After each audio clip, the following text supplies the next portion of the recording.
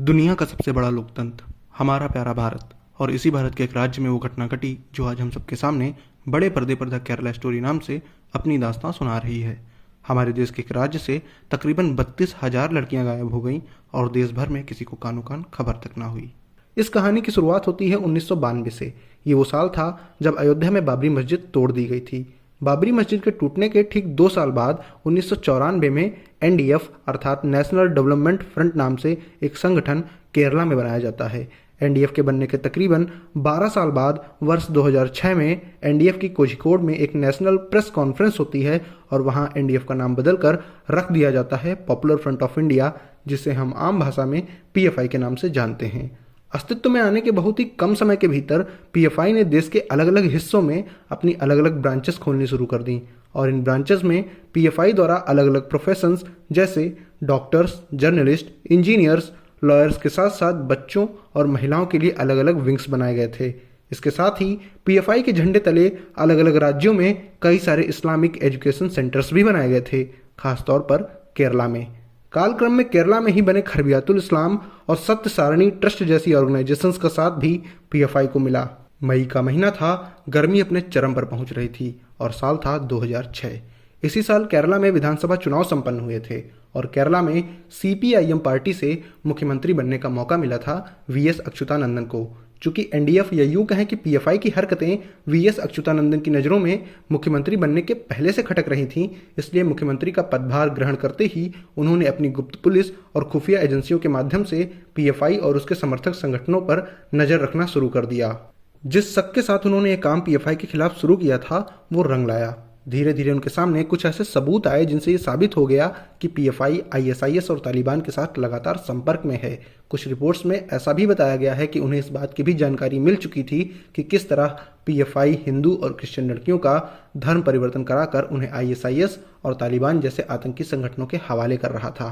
इन सब घटनाओं के बीच साल 2009 में केरला की कैथोलिक बिशप काउंसिल द्वारा वीएस अच्युतानंदन के सामने एक रिपोर्ट पेश की जाती है जिसमें बताया गया था कि अक्टूबर 2009 तक तकरीबन 4,500 ईसाई लड़कियों का ब्रेन वॉश और फोर्सफुली धर्म परिवर्तन कराया गया और उन्हें इस्लाम कबूल करवा दिया गया। ये तारीख थी 29 सितंबर 2009 जब केरला हाईकोर्ट के सामने एक केस आया और इस केस का नाम था शहंशाह वर्सेस स्टेट ऑफ केरला। इस केस में पहली बार देश के सामने ये बात आई और जिसे कोर्ट ने भी माना कि केरला में लव जिहाद या रोमियो जिहाद नाम की कोई चीज वाकई में चल रही है। इस केस से संबंधित 2 नाम हैं, शहंशाह और सिराजुद्दीन। इन पर यह आरोप था कि इन्होंने एक हिंदू और एक क्रिश्चियन लड़की को जबरदस्ती इस्लाम कबूल करवाया था। हालांकि कोर्ट में इस केस के प्रारंभ होने से लेकर इसके अंत तक कभी भी इन लड़कियों के नाम डिस्क्लोज नहीं किए गए। इस केस में सिराजुद्दीन पर आईपीसी की धारा 377 भी लगाई गई थी, जिसका साफ मतलब था कि इस व्यक्ति ने उन लड़कियों के साथ जबरन अप्राकृतिक यौन संबंध भी बनाए थे या बनाने का प्रयास किया था। एक कॉलेज में शहंशाह और एक हिंदू लड़की एमबीए कर रहे थे। शहंशाह इस लड़की का सीनियर था। बताया जाता है कि इनमें पहले दोस्ती हुई, फिर धीरे धीरे इनकी नज़दीकियां बढ़ीं और ये इतनी बढ़ीं कि वो लड़की इस पर भरोसा करके इसके घर तक जाने लगी और जहां ये व्यक्ति उसे अपनी माँ से भी मिलवाता था। बताया ये भी जाता है कि शहंशाह की माँ भी उस हिंदू लड़की को इस्लामिक रीति रिवाज बताती और सिखाती थी और साथ ही उसके सामने हिंदू धर्म में व्याप्त कुछ बुराइयों की बातें करती थी। समय बीतने के साथ जब शहंशाह और इस हिंदू लड़की के बीच नज़दीकियां बहुत बढ़ चुकी थीं, तब शहंशाह उस पर इस्लाम कबूल करने का दबाव बनाने लगा था और ठीक कुछ इसी तरह की कहानी दूसरी तरफ उस क्रिश्चियन लड़की के साथ चल रही थी। इन पर दबाव बनाने के लिए ये दोनों व्यक्ति इन लड़कियों को ऐसे लोगों से मिलवाते थे जो इनकी नज़रों में इस्लाम को जितना महान दिखाने का प्रयास करते थे, उतना ही हिंदू और क्रिश्चियन धर्म को नीचा दिखाने का। बाद में पता चलता है कि ये लोग पीएफआई के कार्यकर्ता थे और इन लड़कियों का ब्रेन वॉश करने में पीएफआई की वुमेन विंग का बहुत बड़ा हाथ था। कुछ समय बाद इन दोनों लड़कियों को केरला के एर्लाकुलम और एर्लाकुलम से मल्लापुरम ले जाया जाता है। मल्लापुरम में तकरीबन 2 हफ्ते इन्हें एक घर में एक तरह से कैद में रखा जाता है। इस बात के भी प्रमाण मिले कि जब ये दोनों लड़कियां मल्लापुरम में एक घर में कैद में थीं, तब पीएफआई के लोग लगातार इनसे मिलकर इनका ब्रेन वॉश कर रहे थे। इधर जब इन लड़कियों के घर वालों ने ये पाया कि उनके घर की लड़कियां लगातार 2 हफ्तों से गायब हैं, तब उन्होंने पुलिस और कोर्ट का दरवाजा खटखटाया, जिसके बाद इन सभी को ढूंढकर पुलिस द्वारा हिरासत में लिया गया और कोर्ट में पेश किया गया और इसी समय सिराजुद्दीन पर आईपीसी की धारा 377 भी लगाई गई थी। इन दोनों लड़कों ने बेल एप्लीकेशन भी दायर की थी, जिसे कोर्ट द्वारा खारिज कर दिया गया था। समय के साथ ये केस आगे बढ़ा और पहली बार केरला हाईकोर्ट के जज ने कहा था कि बीते समय में केरला में इस तरह के बहुत से केस देखने को मिले हैं जिनमें लव जिहाद या रोमियो जिहाद जैसी गतिविधियां शामिल हैं। और इस तरह पहली बार लव जिहाद या रोमियो जिहाद नाम का एक नया शब्द देश के सामने आया था। एक तरफ जहां ये केस कोर्ट में गर्माहट पैदा कर रहा था, तो वहीं दूसरी तरफ इस केस को कवर करने के पीछे मीडिया के भी पसीने छूट रहे थे। यानी कोर्ट में चल रही कार्रवाई और दी जाने वाली दलीलें मीडिया के रास्ते आम जनमानस तक पहुंच रही थी। कोर्ट में चल रही कार्रवाई में इन घटनाओं के पीछे उठने वाली सारी उंगलियां जहां एक और पीएफआई की ओर इशारा कर रही थीं, तो वहीं दूसरी तरफ सन 2010 में पीएफआई की तालिबानी मानसिकता पूरे देश के सामने आ गई। हुआ ये था कि केरला के इडुक्की जिले में स्थित न्यूमैन कॉलेज में मार्च के महीने में एग्जाम होने वाले थे। एग्जाम पेपर बनाने वाले प्रोफेसर ने पेपर में कई सवाल डाले थे।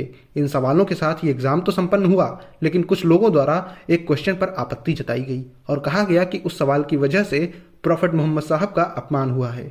एक तरफ एग्जाम को हुए 3 महीने बीत चुके थे, तो वहीं दूसरी तरफ यह मामला तूल पकड़ चुका था। तारीख थी 4 जुलाई 2010। न्यूमैन कॉलेज में कुछ लोग जोर जबरदस्ती घुसते हैं और एग्जाम पेपर सेट करने वाले प्रोफेसर को पकड़कर मारते हैं और उनका एक हाथ काट लेते हैं। जब यह घटना मीडिया में आई तो केरला क्या पूरा देश इससे दहल गया।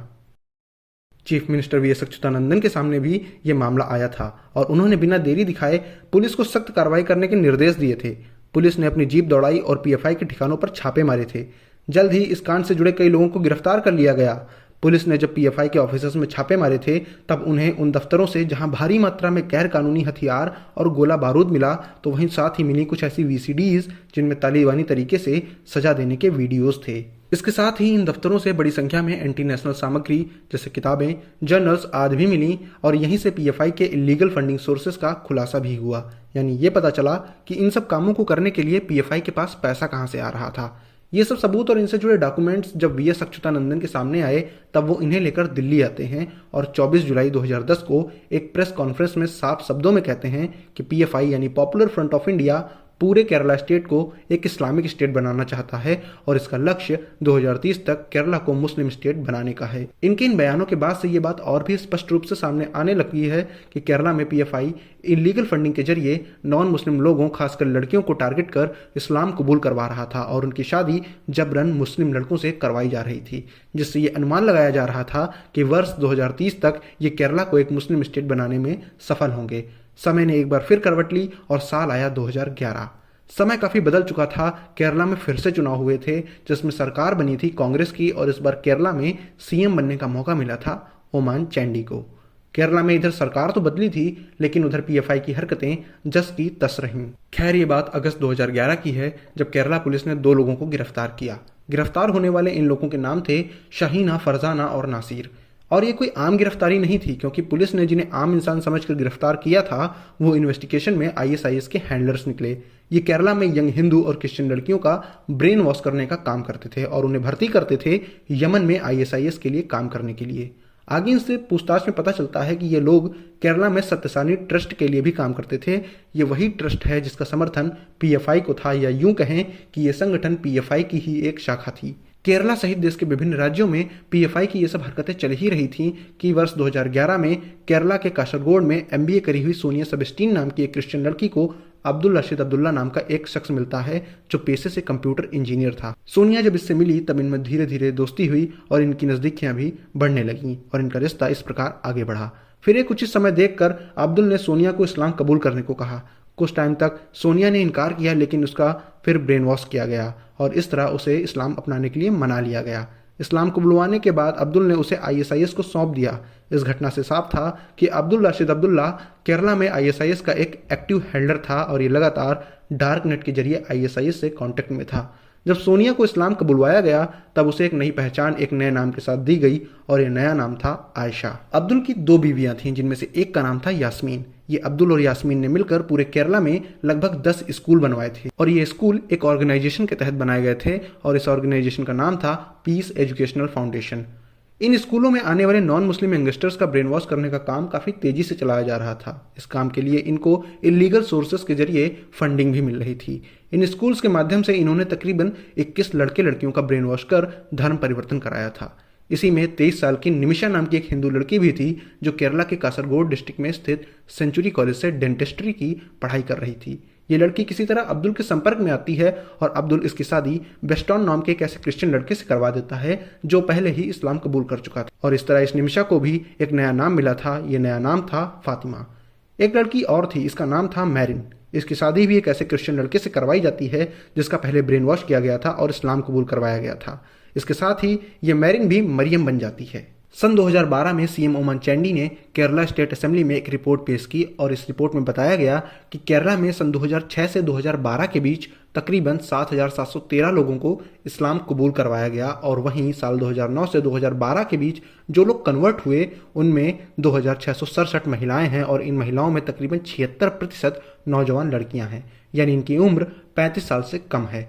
इस आंकड़े में 2,195 लड़कियां हिंदू हैं और 492 लड़कियां क्रिश्चियन हैं। उनकी इस रिपोर्ट में यह भी बताया गया कि सन 2005 से ऑन एवरेज 2800 से 3200 नॉन मुस्लिम लड़कियों को हर साल इस्लाम में कन्वर्ट किया जा रहा है। रिपोर्ट में यह भी बताया गया कि कन्वर्जन के बाद इनमें से बहुत सी लड़कियों का इंडिया में कुछ पता ही नहीं चला। इसका मतलब साफ था कि इन्हें ISIS, तालिबान और अलकायदा के लिए काम करने के लिए मिडिल ईस्ट और कुछ वॉर जोन्स में भेज दिया गया था। इस रिपोर्ट के आने के बाद भी PFI, तालिबान और ISIS के हैंडलर्स बिना रुके अपना काम धड़ल्ले से कर रहे थे। इसी क्रम में अब्दुल रशीद अब्दुल्ला ने 2016 तक कासरगोड, पडन्ना, पलक्कड़ और तिरकारपुर से 22 लोगों को इस्लाम कबूल करने और भारत छोड़ने के लिए राजी कर लिया था। ये सभी लोग आपस में कांटेक्ट में थे और PFI तथा ISIS के लोग इनसे मिलने भी आते थे और इनका ब्रेन वॉश करने का लगातार काम कर रहे थे। NIA यानी नेशनल इन्वेस्टिगेशन एजेंसी की रिपोर्ट्स के मुताबिक ये सारे लोग 31 जनवरी 2016 को मुंबई एयरपोर्ट पर पहुंचकर यहां से अफगानिस्तान के लिए निकल जाते हैं। अफगानिस्तान पहुंचकर ये लोग ननगर हर नामक एक जगह पर पहुंचते हैं। इसी रिपोर्ट में यह भी बताया गया है कि 2016 में तकरीबन 64 भारतीय, जिनमें 26 पुरुष और 13 महिलाएं और बाकी बच्चे थे, साथ में अफगानिस्तान गए थे। 2016 में ही इंडियन आर्मी में कार्यरत एक महिला जिनका नाम मिनी विजयन है, वो FIR दर्ज करवाती हैं कि उनकी बेटी अपर्णा का जबरन धर्म परिवर्तन कराकर उसे इस्लाम कबूल करवाया गया, जिसके बाद पुलिस द्वारा अपर्णा को मल्लापुरम के सत्य सारणी ट्रस्ट में ट्रेस किया जाता है और जब ये मामला कोर्ट में पहुंचता है तब अपर्णा को भी कोर्ट में बुलाया जाता है। केस शुरू होता है लेकिन कोर्ट में अपर्णा अकेली नहीं आती, उसके साथ आती है सुमैया नाम की एक और लड़की जो PFI के लिए काम करती थी। अपर्णा जो एक BTech स्टूडेंट थी, PFI ने उसका इस तरह से ब्रेन वॉश किया था कि उसने कोर्ट में अपनी माँ के सामने ये कबूल किया कि उसने इस्लाम अपनी मर्जी से अपनाया है और अब वो अपनी माँ के साथ नहीं जाना चाहती। और इसके साथ ही PFI द्वारा मल्लापुरम में ऑटो चलाने वाले एक लड़के आशिष से अपर्णा की शादी भी करवा दी जाती है। इसी समय यानी 2016 में ही एक केस और सामने आता है जिसमें 2 हिंदू लड़कियां थीं, अकीरा और अखिला नाम था इनका। PFI की एक वर्कर थी शबाना नाम की। इसने इन दोनों लड़कियों का ब्रेन वॉश कर इनसे इस्लाम कबूल करवाया था और इनकी शादी भी करवाई थी। इसने शाफीन जहान नाम के एक लड़के के साथ अखीरा की शादी करवाई थी और इस शादी के बाद अखीरा का नाम पड़ा था हादिया। अखीरा के पिता इंडियन आर्मी से रिटायर्ड एक ऑफिसर थे। वो कोर्ट की तरफ रुख करते हैं और चैलेंज करते हैं इस शादी। ये था बहुचर्चित हादिया मैरिज केस। ये केस इतना चर्चित था कि सुप्रीम कोर्ट तक में चला। इस केस में PFI का असली चेहरा पूरी तरह से सामने आ जाता है। इस केस में लगने वाली सारी फाइनेंशियल और फिजिकल हेल्प हादिया को PFI की तरफ से मुहैया कराई जाती है। बताया जाता है इस केस को लड़ने में PFI ने हादिया की तरफ से लगभग 1 करोड़ रुपए खर्च किए थे। बताया जाता है जब ये केस चल रहा था तब PFI के कार्यकर्ता हादिया से मिलने आते थे और उन्हें उनके साथ अक्सर देखा गया था। रिपोर्ट्स के अनुसार इस केस में देश के सबसे बड़े वकीलों में से एक कपिल सिब्बल तक को PFI द्वारा हायर किया गया था। अब चूंकि कपिल सिब्बल जैसे वकील हादिया की तरफ से इस केस को लड़ रहे थे तो ये केस हादिया जीत जाती है। धीरे धीरे जब ये बात बिल्कुल स्पष्ट हो जाती है कि इस तरह के मुकदमों में PFI जैसा संगठन इंटरेस्ट ले रहा है, तब भारत की इन्वेस्टिगेशन एजेंसियां मल्लापुरम के सत्य सारणी ट्रस्ट में छापा मारती हैं और इस छापे में इन एजेंसीज को ऐसे बहुत से डॉक्यूमेंट्स मिलते हैं जिनके अनुसार तकरीबन 70 हिंदू लड़कियों को कन्वर्ट कर इस्लाम कबूल करवाया गया था। ये सब चल ही रहा था कि वर्ष 2016 में इंटेलिजेंस एजेंसीज की एक रिपोर्ट आती है जो केरला के DGP के पास भी पहुंचाई जाती है और इसे टाइम्स ऑफ इंडिया में छापा भी जाता है। इस रिपोर्ट में यह बताया गया था कि अब तक तकरीबन 6000 से अधिक लोग केरला में इस्लाम कबूल कर चुके हैं। इसमें यह भी बताया गया था कि कोझिकोड और मल्लापुरम में 2 बड़े रिलीजियस ग्रुप हैं जो इस कन्वर्जन के काम में अपना बहुत बड़ा रोल प्ले कर रहे हैं। यह भी बताया गया कि 5793 ऐसे लोग हैं जिन्हें 2011 से 2015 के बीच इस्लाम कबूल करवाया गया और इनमें से लगभग 76% महिलाएं हैं जो कि सारी की सारी 35 साल से कम उम्र की लड़कियां हैं। इसी साल यानी 2016 में ही अब्दुल रशीद अब्दुल्ला ने जिन 22 लोगों को कन्वर्ट कराकर अफगानिस्तान भेजा था वो वहां पहुंचकर ISIS ज्वाइन कर चुके थे। ये लोग उस समय अफगानिस्तान के खुरासंग में रह रहे थे। जब ये सब लोग अफगानिस्तान के लिए निकल रहे थे तब तक अब्दुल के घर वालों को अब्दुल के इन सब प्लान्स के बारे में या अब्दुल के पीएफआई और आईएसआईएस कनेक्शंस के बारे में पता ही नहीं था। बात मई 2016 की है। अब्दुल की गतिविधियों से अनजान उसके घर वालों ने कासरगोड के एक चंदेरा पुलिस स्टेशन में अपने बेटे अब्दुल रशीद अब्दुल्ला और अपनी दूसरी बहू सोनिया के लगभग 1.5 महीने से लापता होने की बात बताई। पुलिस ने नियमानुसार एफआईआर दर्ज की, लेकिन इसके साथ ही पुलिस के सामने एक चौंकाने वाली बात सामने आ गई और वो ये बात थी कि इसी चंदेरा पुलिस स्टेशन में इस तरह के तकरीबन 14 मामले 2 दिनों में दर्ज हुए थे। इस तरह की बात सामने आने पर पुलिस और ज़्यादा अलर्ट हो जाती है और इन्वेस्टिगेशन स्टार्ट कर देती है। अच्छे से तहकीकात करने पर पता चलता है कि ये सारे लोग आईएसआईएस ज्वाइन करने के लिए इराक और सीरिया और वहां से अफगानिस्तान पहुंच चुके हैं। इसके बाद केरला डीजीपी ने एक स्पेशल टीम बनाई और ये टीम अब्दुल रशीद अब्दुल्ला की हिस्ट्री निकालने और उससे जुड़े लोगों को ढूंढने में लग जाती है। इसी क्रम में ये टीम अब्दुल की पहली बीवी यास्मीन को इंटरसेप्ट करती है, उसे ट्रेस करती है और पता चलता है कि वो इस समय दिल्ली के जामिया नगर में रहकर अब्दुल और आईएसआईएस के लिए काम कर रही है। इसके बाद पुलिस अलर्ट जारी करती है और 1 अगस्त 2016 को आईजीआई एयरपोर्ट से यास्मीन को गिरफ्तार कर लेती है, जो यहां से अफगानिस्तान भागने की तैयारी कर रही थी। उधर अफगानिस्तान में जिन आईएसआईएस कैंप्स में अब्दुल रशीद अब्दुल्ला और ये 22 लोग रह रहे थे, उन कैंप्स पर अफगान फोर्सेस हमला कर देती हैं। इस हमले में ये अब्दुल रशीद अब्दुल्ला और आईएसआईएस का एक और हैंडलर मारा जाता है। इसकी मौत के बाद बचे इन 22 लोगों में से 10 लड़कियां अपने बच्चों के साथ इन अफगान फोर्सेस के सामने सरेंडर कर देती हैं। इसके बाद इंडियन एजेंसीज अफगानिस्तान पहुंचती हैं और इन लड़कियों को इन्वेस्टिगेट करती हैं। इन लड़कियों में यहाँ सोनिया भी थी जो आयशा बन चुकी थी और निमिषा भी थी जो फातिमा बन चुकी थी। इन दोनों से बात करने पर सोनिया ने बताया, जो कि उसका रिकॉर्डेड बयान है, कि मैंने ये सोचा नहीं था कि जिस इस्लामिक लाइफ को जीने हम यहाँ आ रहे हैं उसमें हमारे साथ क्या होने वाला है। हम यहाँ पर सही तरीके से इस्लामिक लाइफ जीने आए थे, सही तरह से रहने आए थे, पर जैसा बताया गया था वैसा कुछ भी नहीं हुआ। और इसके साथ अब मैं यहाँ से इंडिया वापस जाना चाहती हूँ। इंडिया में जाने के बाद मेरे जो पति थे अब्दुल रशीद अब्दुल्ला, जिनकी यहाँ पर मौत हो गई, मैं उनकी फैमिली के साथ रहना चाहती हूँ और भविष्य में मैं कभी भी इस्लामिक स्टेट या आईएसआईएस और इराक तालिबान से किसी तरह का कोई कांटेक्ट नहीं रखना चाहूंगी। वहीं निमिषा जो फातिमा बन चुकी थी ने जो बयान दिया वो ये था कि मैं इंडिया तभी वापस जाऊंगी जब मुझे जेल में न डाला जाए और मुझे मेरी फैमिली के साथ रहने दिया जाए। बाकी उसका ब्रेन वॉश इस तरह से किया गया था कि जब ऑफिसर्स द्वारा उससे सवाल जवाब किए गए तो वो हंसती रही। ऑफिसर्स की माने तो उसे अपने किए पर कोई पछतावा नहीं था। अंततः सारी बातों को जानने और समझने के बाद भारत सरकार ने इन लड़कियों को भारत लाने से मना कर दिया और ये आज भी अफगानिस्तान की जेलों में बंद हैं। नवंबर 2020 के अंत में अमेरिका के यूएस स्टेट डिपार्टमेंट ने एक पूरी रिपोर्ट बनाई और इस रिपोर्ट का शीर्षक था countries report on terrorism 2020 India. ये इंडिया के ऊपर यूएस की एक रिपोर्ट थी जिसमें अमेरिका ने भी ये माना था कि 66 ऐसे इंडियन अभी भी हैं जो आईएसआईएस के लिए बतौर फाइटर काम कर रहे हैं। फिर 2021 में इस तरह के कुछ और केसेस सामने आते हैं जब सायरो मालाबार चर्च के बिशप ने एक रिपोर्ट एनआईए और प्रधानमंत्री कार्यालय में पेश की। इस रिपोर्ट में उन्होंने बताया कि 2021 में तकरीबन 21 क्रिश्चियन लड़कियां ऐसी हैं जिनका धर्म परिवर्तन कराया गया और ये फिलहाल लापता हैं और शायद इन्होंने आईएसआईएस ज्वाइन कर लिया है। इसी के साथ जनवरी 2022 में एनआईए ने एक रिपोर्ट के जरिए ये खुलासा किया कि केरला में आईएसआईएस के बहुत सारे एक्टिव स्लीपर सेल्स हैं जो अभी भी वहां कन्वर्जन करने के साथ मुस्लिम नवयुवकों को भड़काने का काम कर रहे हैं और 2022 में ही ऐसे 8 टेररिस्ट को एनआईए ने केरला में पकड़ा भी था। इस तरह के लोगों की ये हरकतें सिर्फ भारत तक ही सीमित नहीं हैं, बल्कि ये दुनिया के अन्य हिस्सों में भी देखने को मिलते हैं। यूनाइटेड किंगडम की गवर्नमेंट की एक रिपोर्ट के अनुसार पाकिस्तान और दुनिया के अन्य हिस्सों से आए कुछ इस्लामिक ग्रुप्स के कुछ लोग हैं जो यूके में रह रहे हैं और वहां ये नशीले पदार्थ देकर लड़कियों के साथ रेप करने की कोशिश करते हैं और उनका धन परिवर्तन करने का प्रयास करते हैं। इस तरह के ग्रुप्स को यूके में नाम दिया गया है ग्रूमिंग गैंग्स। तो इन्हीं सब घटनाओं के आधार पर बनी है ये फिल्म द केरला स्टोरी।